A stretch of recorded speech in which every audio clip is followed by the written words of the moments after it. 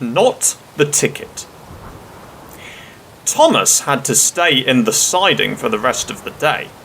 His fire went out and he grew colder and colder.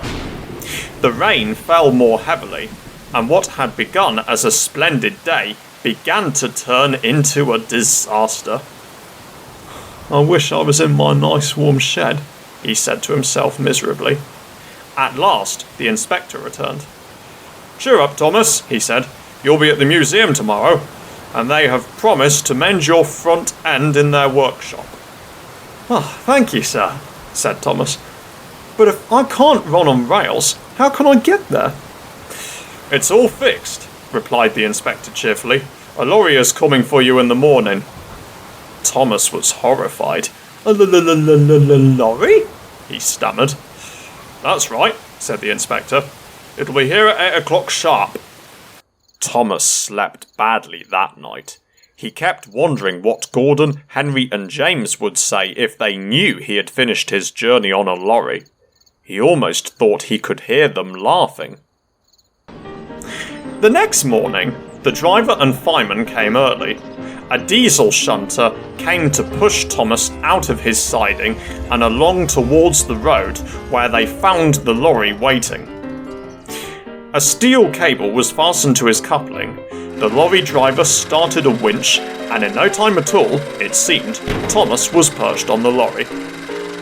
"How undignified," he thought, but he found as they went along that he had a marvellous view of the countryside, and time to enjoy it too. But Thomas soon began to feel bored.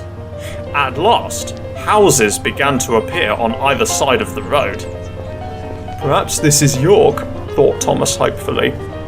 It was, but the driver was unsure of his way. He parked the lorry and went to find a telephone. A man wearing a flat-topped cap with a yellow band around it came up to Thomas. "Hello," said Thomas. Said the man. He wrote something in his notebook and went round to the front of the lorry.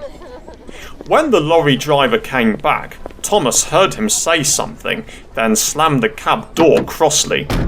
Soon they reached a large building with rails running into it. Thomas was unloaded and the lorry drove away. Thomas looked about him. He had arrived. When his driver and fireman came, Thomas told them about the man with the flat cap. They laughed loudly.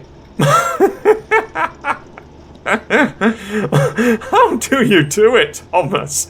spluttered the driver when he could speak. "That will make the Fat Controller's day. Thomas booked for parking."